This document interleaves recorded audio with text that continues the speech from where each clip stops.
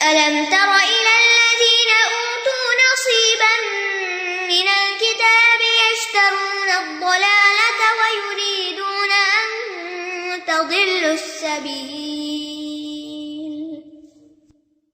کیا آپ نے ان لوگوں کی طرف نہیں دیکھا جو کتاب کا ایک حصہ دیے گئے وہ گمراہی خریدتے ہیں اور وہ چاہتے ہیں کہ تم بھی راستے سے بھٹک جاؤ۔ خطاب ہے رسول اللہ صلی اللہ علیہ وسلم سے۔ الم ترا، کیا آپ نے دیکھا نہیں؟ اس سے مراد رؤیت عینی نہیں بلکہ رؤیت قلبی ہے۔ مراد ہے کہ آپ جانتے نہیں، ضروری نہیں کہ آپ جا کے دیکھیں کہاں ہیں وہ لوگ، کیا کر رہے ہیں، یہ مطلب نہیں ہے۔ مطلب یہ ہے کہ آپ کو علم ہے نا ان لوگوں کا، یعنی یہاں سوال اس لیے نہیں پوچھا جا رہا کہ آپ سے جواب مانگا جائے۔ کیا آپ ان کے معاملے کو نہیں جانتے؟ کن لوگوں کی طرف اشارہ ہے؟ الذین اوتوا نصیبا من الکتاب، جن کو کتاب کا ایک حصہ دیا گیا، یعنی پوری کتاب نہیں دی گئی، کیونکہ کتاب کا ایک بڑا حصہ جس کے ساتھ انہیں نصیحت کی گئی تھی وہ بھلا چکے تھے، اور نبی صلی اللہ علیہ وسلم کے زمانے میں اب ان کے پاس علم کا تھوڑا حصہ ہی بچا تھا، اور اس تھوڑے پر بھی انہوں نے عمل نہیں کیا، اس میں بھی تحریف کر ڈالی اور اس کی تفسیر کو اپنی آراء اور خواہشات کے مطابق کر لیا۔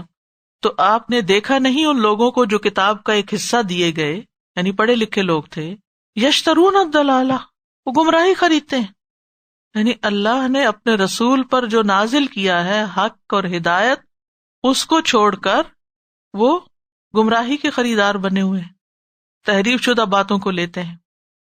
انسان ہدایت کو چھوڑ کر گمراہی کی طرف کب جاتا ہے؟ جب وہ اپنی خواہشات کی پیروی کرتا ہے۔ سورۃ البقرہ کے شروع میں آپ دیکھتے ہیں کہ منافقین کے بارے میں یہی بات کہی گئی، اولئک الذین اشتروا الضلالۃ بالہدی، تو کیا ہوا؟ فما ربحت تجارتہم، ان کی تجارت ان کو فائدہ نہ دی، ان کو اس سے فائدہ نہیں ہوا، وما کانوا مہتدین، اور یہ لوگ ہدایت پانے والے بھی نہیں تھے۔ تو جو لوگ گمراہی خریدتے ہیں، یہاں مراد ہے ایکسچینج کرتے ہیں، ہدایت دے کے، ہدایت چھوڑ کے، حق چھوڑ کے گمراہ کن باتوں کے پیچھے لگے ہوئے، اپنی خواہشات کے پیچھے لگے ہوئے ہیں۔ اور پھر سیکنڈری معنی اس سے جو اخذ کیے جا سکتے ہیں وہ یہ کہ اس میں وہ ساری چیزیں شامل ہو جاتی ہیں جو انسان کو بھٹکانے والی ہیں، انسان کو گمراہ کرنے والی ہیں، چاہے وہ کوئی کتابیں ہوں، لٹریچر ہوں، یا ایسے چینلز ہوں، یا ایسے رسالے ہوں، یا ایسے پروگرامز ہوں کہ جس سے انسان کا ذہن پلوٹ ہوتا ہے اور انسان ہدایت سے نکل کر گمراہی کی طرف چلا جاتا ہے۔ پھر وہ کرتے کہ وہ یریدون ان تضلوا السبیل، صرف خود گمراہ نہیں، وہ چاہتے ہیں کہ تم بھی گمراہ ہو جاؤ، تم بھی بھٹک جاؤ، اور یہ اور بھی زیادہ برا ہے۔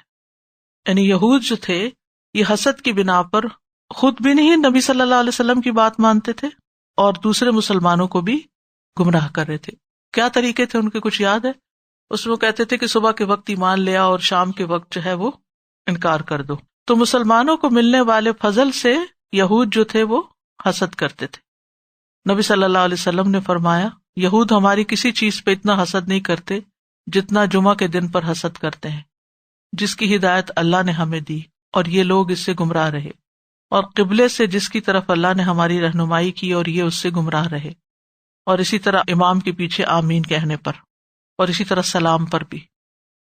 واللہ اعلم بأعدائکم وکفی باللہ ولیا وکفی باللہ نصیرا، اور اللہ تمہارے دشمنوں کو خوب جانتا ہے اور کافی ہے اللہ دوست اور کافی ہے اللہ مددگار۔ سبحان اللہ۔ اس آیت کے اندر کتنی ہوپ ہے کہ بھلے کوئی تم سے حسد کرے، بھلے کوئی تمہارا برا چاہے، لیکن پریشانی کی بات نہیں، اگر تم اللہ کے ساتھ سنسیئر ہو، اللہ کے رسول کے ساتھ سنسیئر ہو، تو پھر اللہ تمہارے دشمنوں کو خوب جانتا ہے کہ کون دل سے تمہارے ساتھ ہے اور کون تمہارے ساتھ نہیں ہے۔ تو اس معاملے کو ہمیشہ انسان کو اللہ کے سپرد کر دینا چاہیے، اور دشمنوں کے ڈر سے یا خوف سے بیٹھ نہیں جانا چاہیے، اپنا کام چھوڑ نہیں دینا چاہیے، اس غم سے نکل جانا چاہیے کہ کون مجھے پسند نہیں کرتا، کیونکہ جب یہ فکر لگتی ہے نا انسان کو کہ یہ مجھے اچھا نہیں سمجھتا، میں دین میں آ گئی ہوں، اب جس نے میری دوستی چھوڑ دی مجھ سے، یا کوئی بھی ایسی چیز کہ جس کی وجہ سے انسان کو یہ خوف سا لاحق ہو جاتا ہے کہ میرا کیا بنے گا، سب لوگ مجھے چھوڑ رہے ہیں، مجھ پہ باتیں بنا رہے ہیں، خصوصاً جب انسان دین میں آتا ہے۔ اس دور کی سچویشن کو سمجھیے کہ جب نبی صلی اللہ علیہ وسلم نے دین کی دعوت دی اور مٹھی بھر صحابہ آپ کے ساتھ مسلمان ہوئے، پھر مدینہ بھی آئے تو بہت سی مشکلات تھیں، ادھر مشرکین نے ناک میں دم کیا ہوا تھا، ادھر منافقین اور یہود اور جو مشرکین مدینہ میں بھی تھے یہ بھی مخالف تھے، تو چاروں طرف سے دشمنیاں تھیں اور حسد بھی تھا، بنیادی طور پر حسد ہی تھا۔ اہل مکہ کا بھی یہی ایک مسئلہ تھا، حق کو پہچانتے تھے، وہ کہتے تھے کہ ہماری طرف یہ نبوت کیوں نہیں آئی، کہ محمد صلی اللہ علیہ وسلم کی طرف کیوں آ گئی۔ مدینہ کے یہود کو کیا مسئلہ تھا کہ نبوت جو ہے وہ آل اسماعیل میں کیوں آ گئی، ہمیں نبوت کیوں نہیں ملی، کیونکہ ہمارے پاس نہیں آئی تو اس لیے ہم نہیں مانتے۔ تو ایسی سچویشن، یعنی یہ تو ایک بہت بڑی بات ہے، لیکن ہر انسان جو دین کے راستے میں نکلتا ہے اس کو کسی نہ کسی طرح کی مخالفت کا سامنا کرنا پڑتا ہے، تو اس صورت میں انسان اس معاملے کو اللہ کے سپرد کر دے۔ واللہ اعلم باعدائکم وکفی باللہ ولیا وکفی باللہ نصیرا، اللہ کی دوستی، اللہ کا وکیل ہونا، اللہ کا مددگار ہونا، سرپرست ہونا، ولی ہونا، نصیر ہونا، یہ کافی ہے۔ اور یہ بھی تسلی رکھے کہ ہمارے دشمنوں کو ہم سے بھی زیادہ اللہ جانتا ہے، واللہ اعلم کہا گیا، اللہ زیادہ جانتا ہے باعدائکم، تمہارے دشمنوں کو، یعنی ان کی چالوں کی پرواہ نہ کرو، اللہ تعالیٰ ان کا شر تم سے دور کر دے گا۔ اللہ کی دوستی اور مدد کو کافی سمجھو، تنگی میں مبتلا نہ ہو۔ سورۃ الاحزاب میں آتا ہے وتوکل علی اللہ وکفی باللہ وکیلا، اور اللہ پہ بھروسہ کرو، اور کام بنانے کے لیے اللہ ہی کافی ہے۔ جو اللہ کو کافی سمجھتا ہے اللہ تعالیٰ اس کو کافی ہو جاتا ہے۔ اللہ کی حفاظت پر بھی یقین رکھنا چاہیے، اللہ کی مدد پر، اللہ کی حفاظت پر۔ من الذين هادوا يحرفون الكلم عن مواضعه ويقولون سمعنا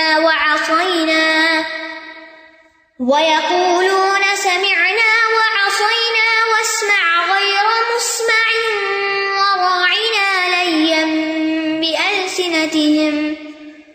وراعنا ليا بألسنتهم وطعنا في الدين ولو أنهم قالوا سمعنا وأطعنا واسمع وانظرنا لكان خيرا لهم وأقوم ولكن لعنهم الله بكفرهم فلا يؤمنون إلا قليلا۔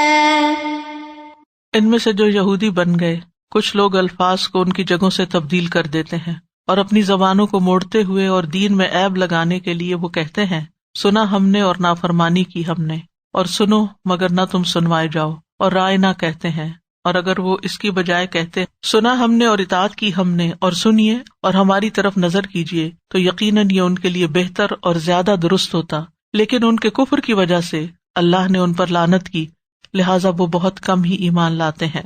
من الذین ہادوا، ان لوگوں میں سے جو یہودی ہوئے، من الذین سارے نہیں، ان کے اندر سے کچھ، اشارہ ہے ان کے علماء کی طرف۔